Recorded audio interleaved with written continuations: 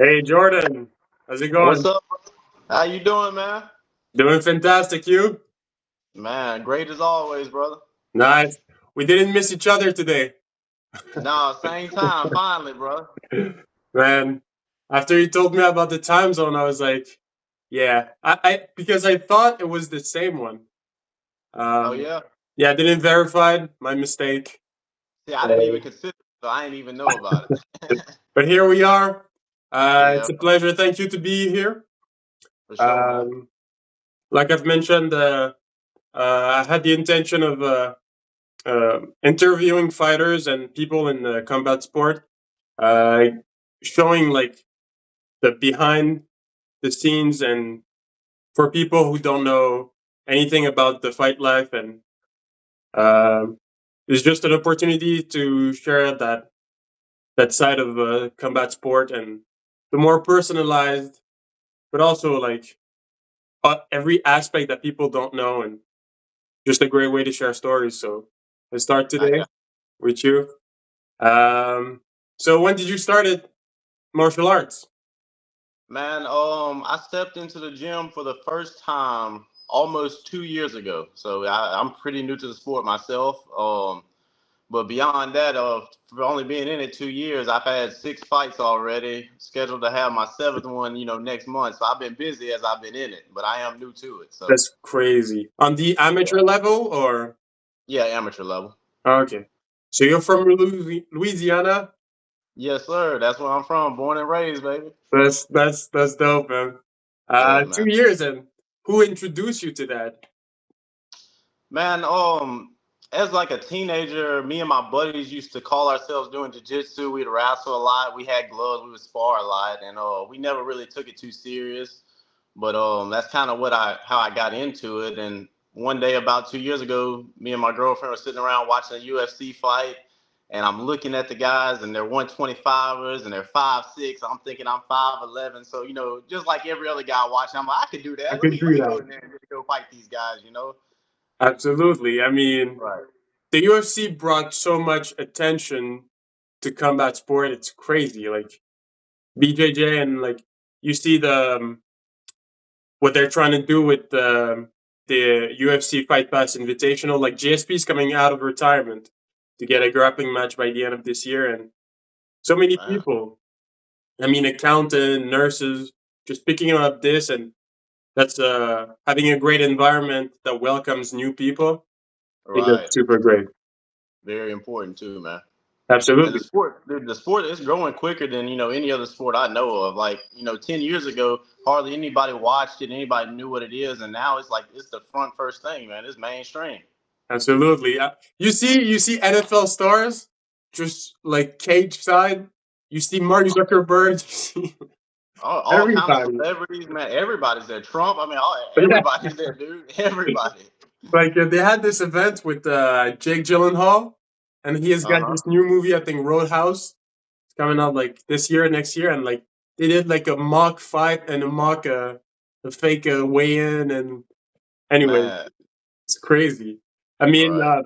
Dano was talking about how the UFC was and MMA was the fastest growing sport, and it was reaching level like MLB, NBA, NFL, NHL. That's the biggest league. The you Oh, know absolutely, man.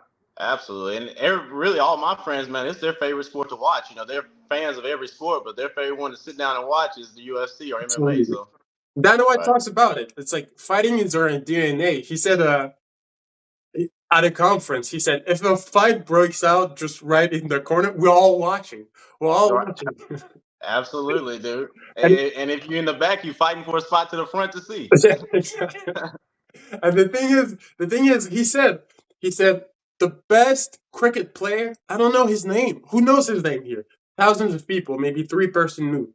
But if I talk to you about Anderson Silva, if I talk to you about Frank Mir, Conor McGregor, you know their name. Everybody in the room. Yeah, for sure. And it's really like you said, it was not even a thing a couple years ago, and now it's here. It's you see it at Instagram, and like your friends that never train or whatever to talk to you about um, the new Conor fight or even boxing. I think MMA rejuvenated boxing. honestly, I think it was dying off, and then MMA just came in, but it kind of killed boxing, but in a way, it gave it another life, basically, with the Jake Pauls and everything like that. Right. No, I think the whole Jake Paul situation has been like great for boxing, man. Yep. You know, even me, I was tuned into mixed martial arts all the time, but boxing I wasn't. Now, you know, I hardly don't miss a regular boxing fight now. You know, or what they would call a regular boxing fight. Yeah. I love to sit down and watch them all, but Jake Paul kind of pulled me back into it. You know, watching him go fight Tyron Woodley and all that. You know, betting on Tyron, that got me all excited for it again, man. Absolutely. But looking at, like, really, he's copying the Mayweather McGregor recipe, basically. So that big money fight where you talk a lot of shit and you convince people that it's a great idea to, fight an MMA fighter as a boxer or whatever. But yeah, he's bringing a lot of attention and everything like that. I mean, he talks about a lot of fighter pay and everything like that.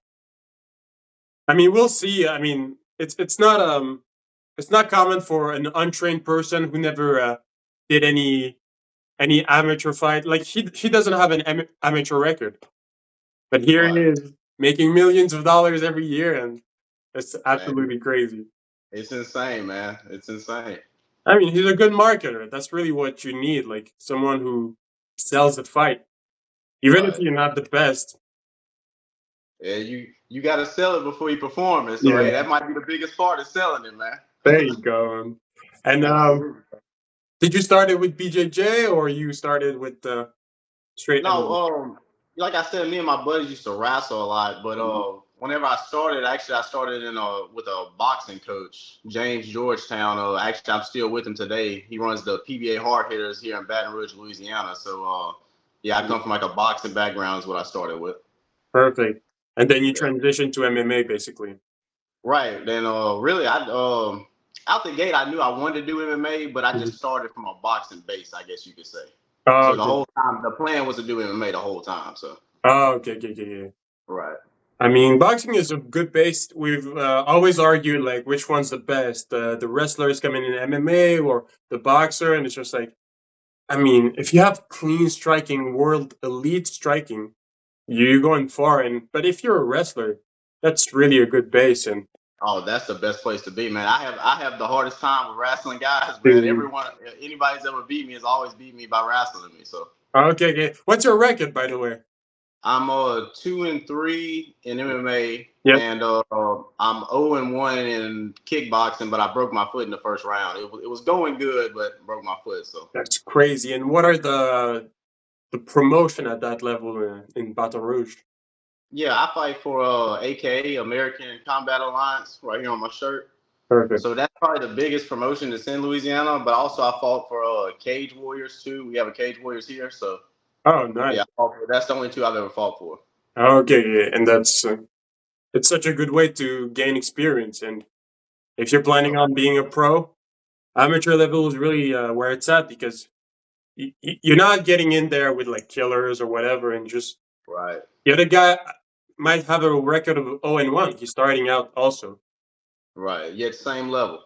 Yeah, but you get that feel, the cage feel, the walkout feel, and like the lights, the people, and it's really something.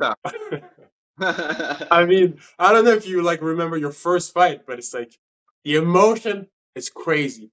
It's something insane. Dude, you use all your energy before you even get in the cage thinking about the fight. Like by the time the first round over with, dude, it feels like you've been fighting 30 minutes. Straight up, and the nerves of it. And it's like your coaches will tell you, like, visualize, and it truly is something that might be really beneficial. Absolutely, but if you'd never felt it, the first time is always like, oh, okay, it's like that, like because you're warming up with other fighters, and then you hear the crowd, but you're like in the back, and like, the refs coming in and like telling you the rules, and you're like, okay, and it's so much waiting for the fight, and then it's fight, and it's like, that's it, let's go, And dude, during that wait, just having to block out every time you have a negative thought and all this, man, it's exhausting, bro. Because even though no matter how confident of a guy you are, I feel like no matter what, you're gonna have a negative thought. You're you're going to get worried at some point before you go in there, and you got to have some kind of way to shut that off or have an answer for yourself to get you back right, because it's going to happen to you.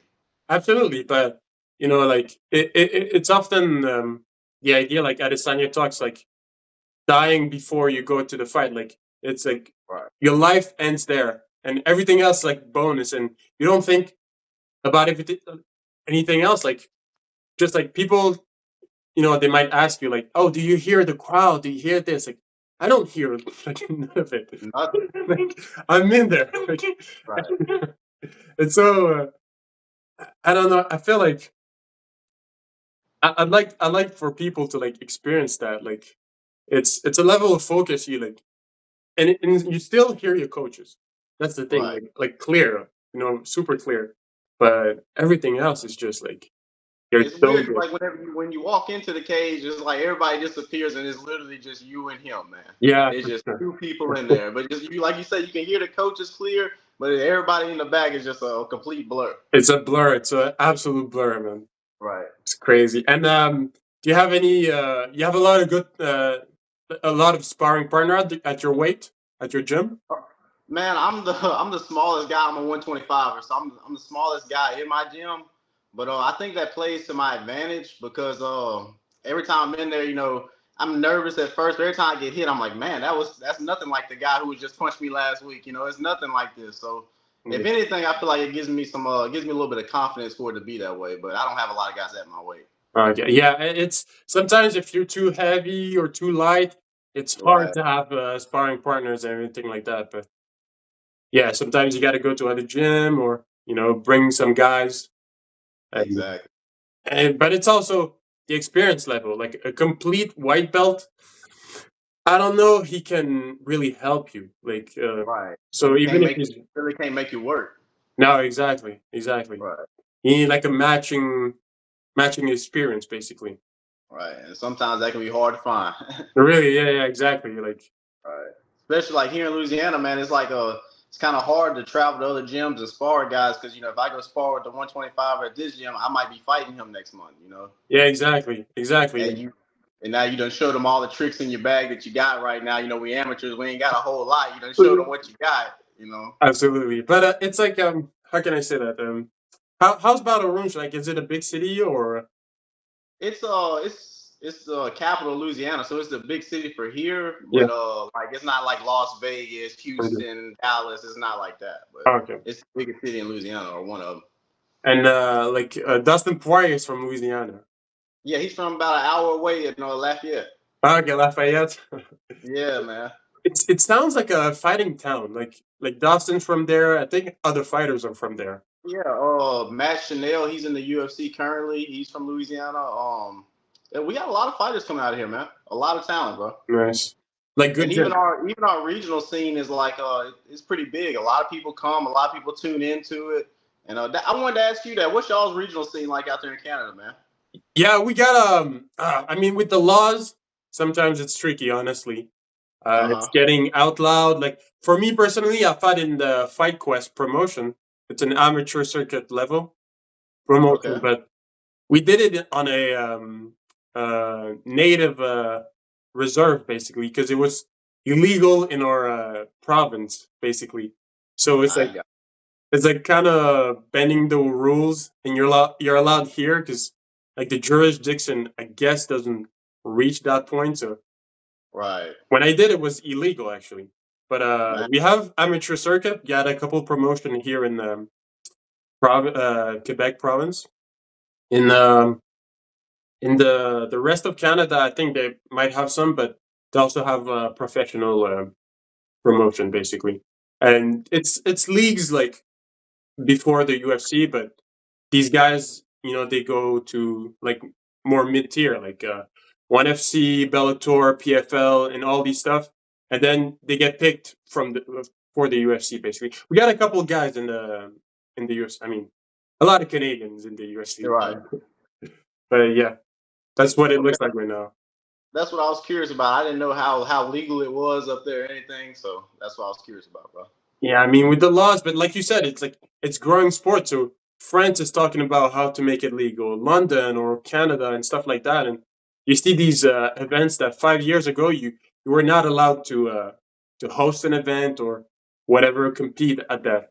But it's changing. It's changing in so many places.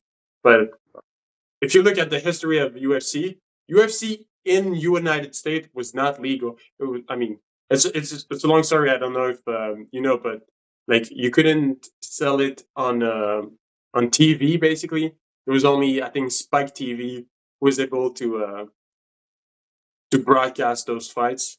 And there's the whole story of Forrest Griffin with the Ultimate Fighter. He basically saved the UFC because if the rating of that fight was not that great, they were basically done, like absolutely done. So Yeah, I'm familiar with that fight, baby. Everybody know that fight. it's crazy. I mean, they both got the fight, the contract, basically. Right. Very well deserved too. Yeah, absolutely. I mean, they were screaming another round after the You should have let them go, man. That'd have been wild.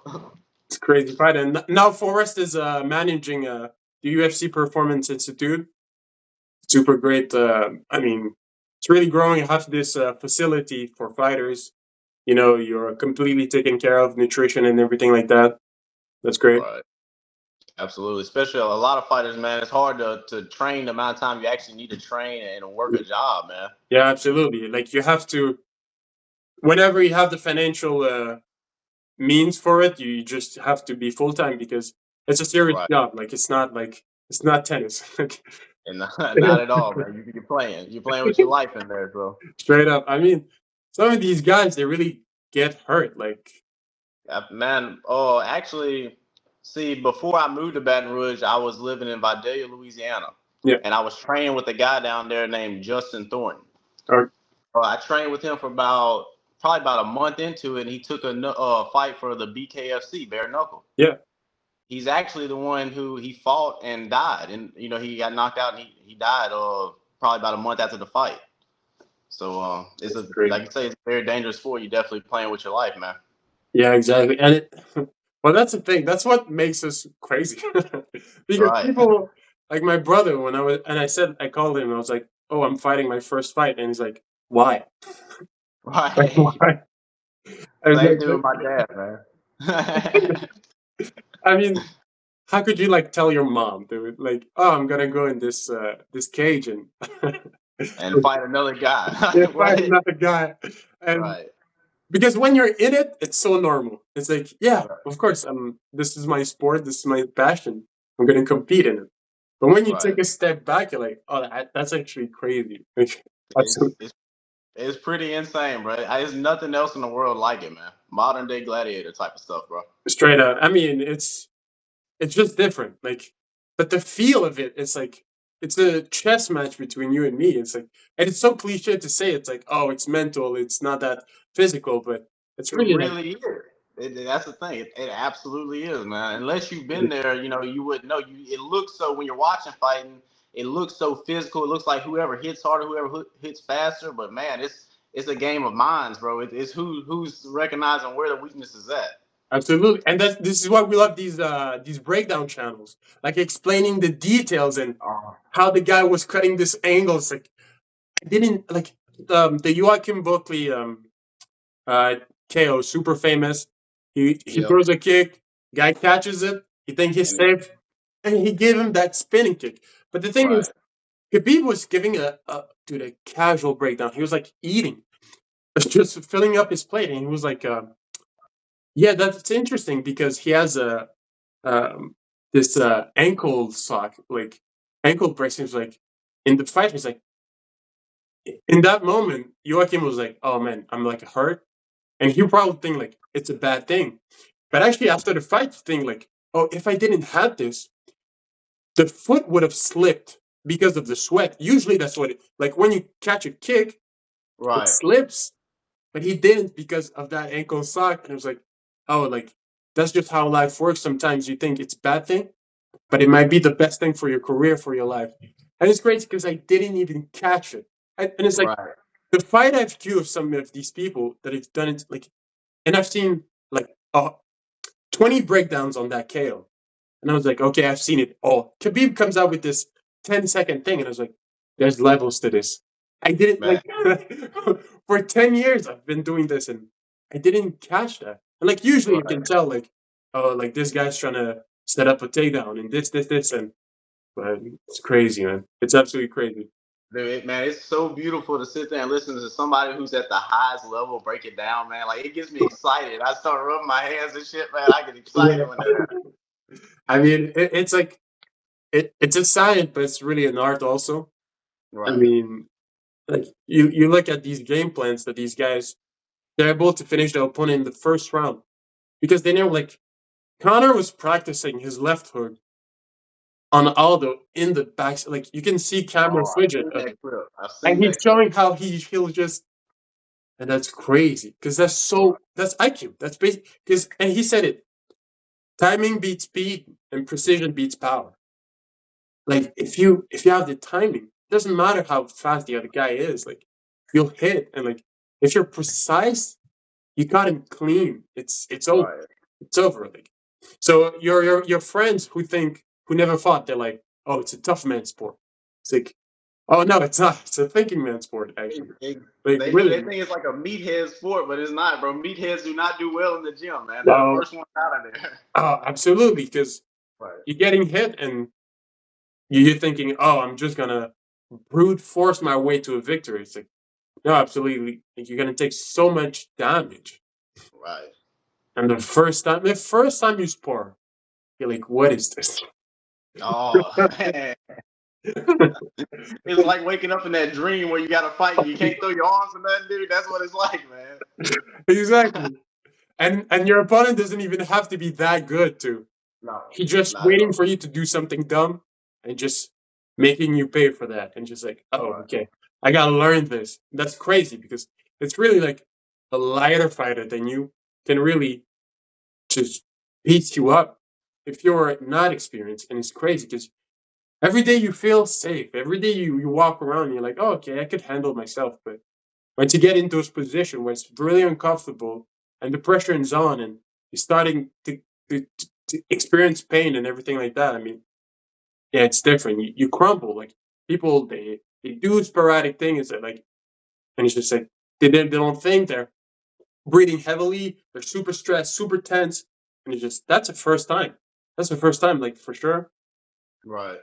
But after doing it, you get used to it. You started to get more relaxed, more loose. I mean, it's really the way to go. Right. You get more comfortable with it, man. And it's crazy, like, because it gets worse before it gets better. So it's like you walk in there and it's like a whole month of getting your ass kicked, man. And Yeah, you start to feel like, is it for me? Is it not for me? And then bam, you have a good day and you have another one. And yeah, you have 4 bad days and have another one. And that's the main thing that I would tell anybody getting into it, bro. Just stick around for the good day, bro. It's going to be a lot of bad ones, but stick around for the good ones, bro. Because they're going to come. absolutely. It's a learning curve, but that could be applied for life in general. Like Absolutely. at first, I mean, it's gonna be tough. You're awkward about it, but eventually you get the gist of it. Right. Yeah, absolutely. And do you have any other friends or family members that trains? Oh, I mean, I got a lot of friends that train now because Yeah. I train. So all my teammates became my friends. But Mhm. not really. I don't know. I don't think I got anybody in my family ever done it. None of my buddies do it, or nobody I knew before I fought did it. So yeah, I think I'm the only one, bro. All right. I mean, yeah, because usually, like you usually in the USA, it's like football, it's wrestling and stuff like that. Right. But there's no college program for MMA right now. Right. And Oh, that's awesome, man. I've never even considered that. yeah, They should do that. They should have college MMA, man. That would be insane. I mean, they just built a gym. I think around Penn State. So Bo Nickel was wrestling at that university, and Uh huh. now they built like a program with this new facility. And I think there's like cross training between the wrestlers and the MMA fighters. Right. But it's interesting to see where it's going. I mean, yeah, absolutely. And what you're looking for is like stacking up a couple fights this year and maybe going pro, or Yeah, man. Really, I would like to. I want to win the AK 125 belt, man. I want to be the champ before I go. But And go. yeah, man. I know I want to just keep doing it until I feel like I'm a well-rounded fighter. Because I don't want to play with it. I don't want to be a guy who, and I don't look down on nobody, but I don't want to be a guy who just does it just to do it, man. I want to do it to be the best at it, you know. So I want to when I'm at the level where I feel like I can execute professionally, that's when I'm gonna do it. Absolutely. Who's your favorite fighter right now? Oh man, I'm a tall, lanky guy, man. Sean O'Malley, baby. I swear to Big God, guy. Sean is different. I swear he's different. Like Yeah, everybody was counting him out with the Peter Yan, and I was like, yeah, Peter's a Terminator, but Sean is different. Like he man, look, when you're meant for it, nothing can stop you. Nothing can get in your way when it's your destiny, man. It's that kid's destiny to be great. absolutely. I mean, Right. he's been fighting forever, and it's so interesting. It was exactly that. Like his father was watching the UFC, and it was like, "Yo, what's that?" And he started watching it, and then he started training. But you look at his career before the UFC, just dominated. And now he Yep. gets into UFC, and he looks so loose, and he's really has fight IQ. And his camp in Arizona with Team Welsh, uh, is just amazing. Like their relationship.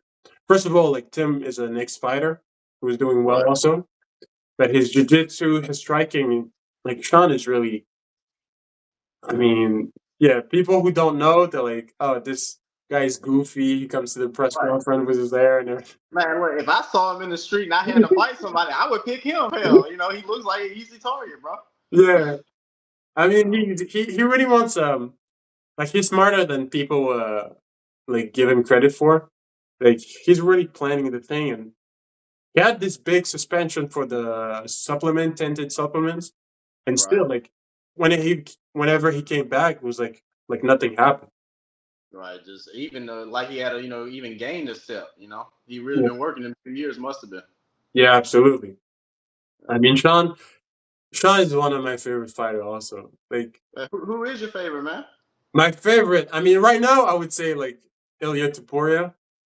Oh yeah, okay, I like it. I mean, for me, pound for pound, Volkanovski, absolutely. Right. And oh my god, like I like those smaller division, 145, 135. I'm just interesting with these Corey Sanhagens and the Cheeto Vera and the Song Yadong. But when they move, these guys, they're hard to predict, and they're just on you. They're on you for 2 rounds, and it's like, man, Yeah, the little guys definitely come out, and it's a fight from start to finish, man. It's exciting to watch. absolutely, absolutely. Like you have like barn burners like Hamzat and Holocaust Gil- that just got scheduled. Right. Um, October 1st, Abu Dhabi. That's gonna be crazy. I mean, Oh, that's gonna be a war, man. It's gonna probably be similar to him and Gilbert Burns. yeah, I was about to say that. I was about to say that. Like Hamzat coming in with the number 2 in the welterweight division. You're Right. like, okay, this guy won 2 fights in 1 week, but that's Gilbert Burns, dude. Like this guy is smashing guys, like smashing. Like so, it's like what's gonna happen, and then he comes in, and it's just this absolutely crazy fight, man. Right, insane. I mean, and walked over there like with no respect for him, just ran Yeah, over there and started throwing punches, man. And that's like you say, that's the number 2 guy in the world, yeah. and he just walks across there and starts throwing punches at him like nothing, man. Yeah, but that's the thing. Like, Hamza, I don't know. Like, people, I guess they know it's a grappler, or maybe as a background. But in Sweden, like he was like just before Olympic level in wrestling. Like he was. Hmm. I don't think it's like D1, but from what I understand, he might have been even like qualifying for the Olympics. But because of his like citizen status, he wasn't able to compete. And like he got the gold medal. But that guy's just good. Like, Yeah, man. I don't know if you remember the Lee Jiglian fight where he just picked him up, brought him to his like, Carried him like a baby, man. And Legion look dude, I'm sorry, I probably just butchered his name. But that yeah, dude, man, he's no joke himself, bro. And for Hamzat to go pick him up and walk him over there like that, it's insane.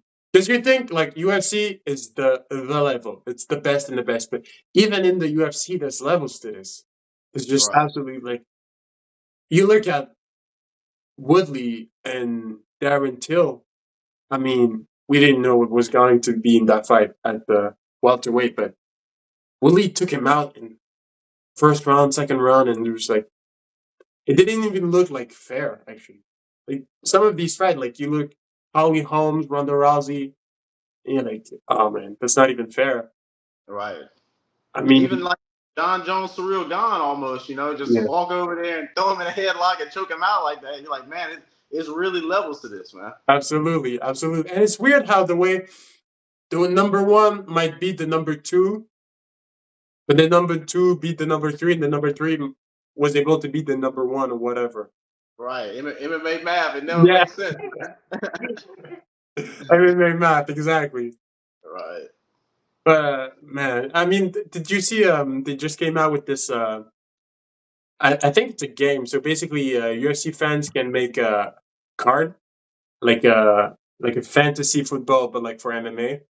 And Uh-huh. then one of these guys are gonna get like the UFC is gonna pick their card and make a card like this. Actually, Oh man, that's insane. I hadn't even heard about that, dude. yeah, it's matchmaking, something like that. Dana was talking about it like a week ago, something like that.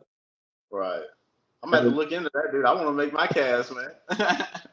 yeah, I mean, because everybody's like, oh man, like this is a good matchup and this that and but really it's not a not an art whatever, but like it's a full time job. Like looking like, oh, do I make a heavyweight card and it's like kind of a tournament, and then we can see what's going on. But the division, you don't want to slow it down. Basically, like if the champion is hurt, we need to like have something, and like this is why they give out interim belts and everything like Right. that. But because you don't want to hold up the division. Yeah, and in a sport like this, man, where you're relying on like one guy and the way injuries and stuff happen, man, that's a hard task to accomplish. I definitely wouldn't want to be a matchmaker, man. Yeah, no, absolutely not. Got to be a stressful job. And you want to put out exciting fights also. Right. Like if you put out like two wrestlers or whatever, like fights that the fans don't want to see, it's like you might not have big pay per view for that card. Right. I mean, it's just as much just about having the best face to best. If Mhm. you're not selling the tickets, you're not doing no good for nobody. No, for sure. You got to be selling, putting the people up there who are going to sell the tickets. Yeah, absolutely. And did you thought about maybe competing in grappling or you said you had a kickboxing record? Did you think Mhm. about because Demetrius Johnson DJ he was doing that. He was doing this boxing amateur and then wrestling and then he had his MMA fight, but he was doing all these other arts like singularly. Right. And see, the organization I fight for, they do grappling matches, they do kickboxing matches, they do it all pretty much. But man, every time you get offered one, it's like, okay, I can go there and wrestle, or I can go there and do mixed martial arts. I'm gonna pick mixed martial Yeah, arts. exactly. But Right. But I definitely are some jiu-jitsu tournaments and stuff that I know could enter. I guess, haven't spent the time in that area to have the confidence to do it, but just need to make the time and jump out there and do it. and you're focused basically on MMA, so you're Right. I growing. got a love for it, a passion for it, and it's kind of hard to steer off of that to go focus on just jiu-jitsu, but it's definitely needed, and it's definitely something I'll buckle down and do in the near future. Yeah, I mean if you're high level in one aspect, in multiple aspects, then you can like take all these tools and putting in your MMA game and MMA toolbox. Right. I think, Absolutely. but I mean, starting young is also a great way to be good. I mean, these guys like starting at 4 or 5, it's like, man, See, and that's that's the thing about MMA, bro. It's just new enough where like you can still start at 20 and make it to the UFC. Like you can't start playing football at 20 and make it to the NFL. It's not gonna happen. nah, And then UFC right now, you can still get away with that. You probably ain't got too much longer because even these little kids, man, the organization I fight for, they have kids be like 10, 11 years old, and they go out there and look like they've been doing it literally all their life. it's crazy. Yeah, but I heard so much about it. Like it's a new generation. Like Rogan talks about it. Like yeah, back then you had like you were literally like UFC one was like a sumo wrestler. versus a wrestler or a BJJ guy who was completely has just one skill. But now these kids they start jiu-jitsu at 6. They wrestle in high school and they get striking on the weekends and just like by the time they're 18, they're so mature fighters and they've Right. been watching the UFC and maybe they were in the amateur circuit, so they were getting fights. They're just different fighters, really. Like, Man, it is, and you can kind of see it in the level of fighters you're starting to get in the UFC. Like guys are starting to be better at a younger age. Like yeah, you know, the average champion right now is like 30, 35, but yeah, 10 years from now it might be 20, 25 for them yeah. the way they progressing, man. It's so funny you said that. Like the youngest fighter that ever was signed by the UFC was Paul Rosa Jr. Yep, 17. I mean, exactly, man. I watched that Contender Series. I remember that. yeah, exactly. With his with his family and he's Mexican and man, youngest fighter. The guy was smashing people before that, like submission, just wins. I think he has no defeat, but in the UFC he experienced his first loss. Right. But he said, "I want to be triple champ." By the time I'm like 24, Dude, that's insane, man. And it's ridiculous that it's like, don't get me wrong, it's far fetched, but it's possible for a guy like that. He's so good right now that it's possible. he's so good and so young. I mean, uh, he really could stack up wins, maybe get a belt. I mean, get a second belt, maybe also, but Right. he has the time basically. Like That's not, he's got a very long road to travel, but he's got a lot of time to travel. absolutely, and like it's not just a sport that evolved, but it's also every aspect on the side. So the nutrition, the recovery, the strength and conditioning. So these guys, they don't just party the night before and just go to a fight like they did like 20 years ago.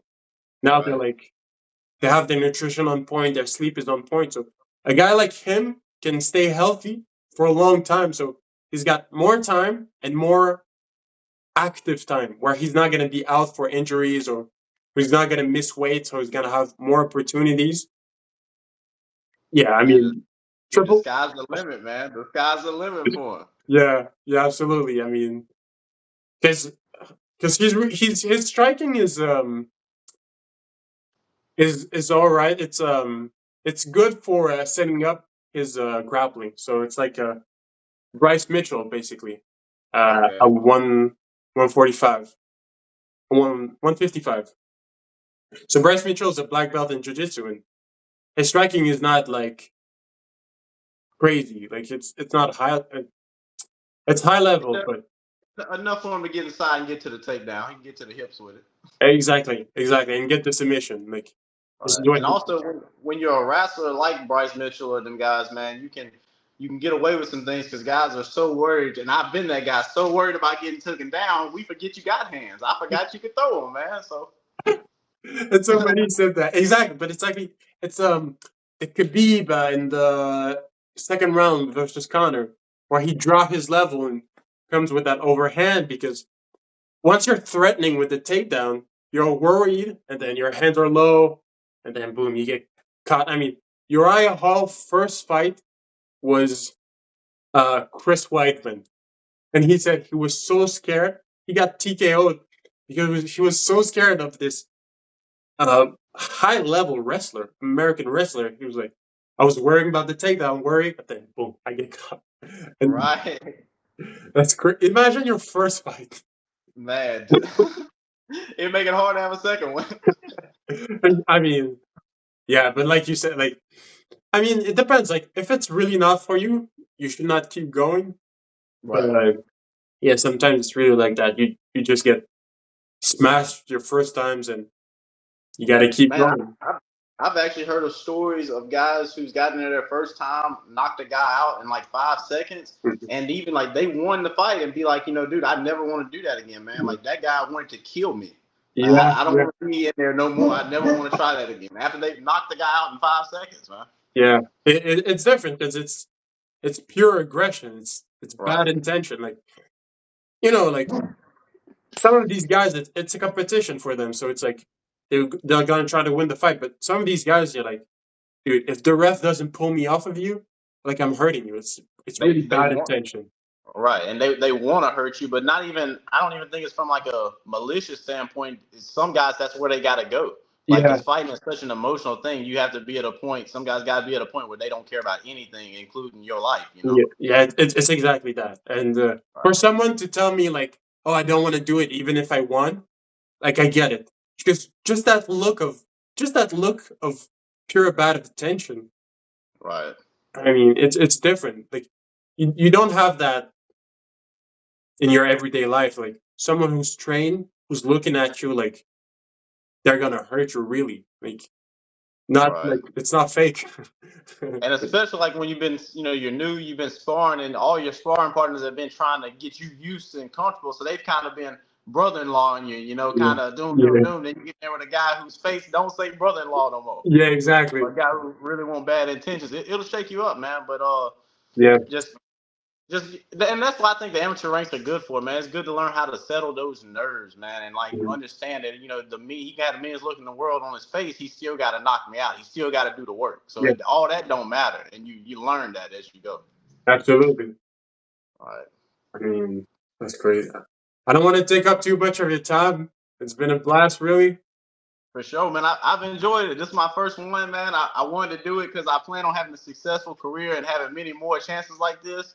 So Yes. this was my first time and getting some experience doing this, and I appreciate you, man. I'll remember this forever. Oh man, it's perfect. Thank you. We'll end on this note, and we'll keep in contact. I mean, I'll look up your fights and everything like that if you post them online. For Uh, sure, man. but good luck to you, man. Hey, dude, my next one you can catch it on Fight TV, the app. It's gonna be like $20. AK 26 is gonna be on or AK 31. I'm sorry, it's gonna be on August 26th. Start time at 7 p.m. Bro, check me out, man. Perfect. August 26th. August 26th at 7 p.m. Perfect, man. All All right, right. brother. Have a nice Thank day, you man. See ya. for sure.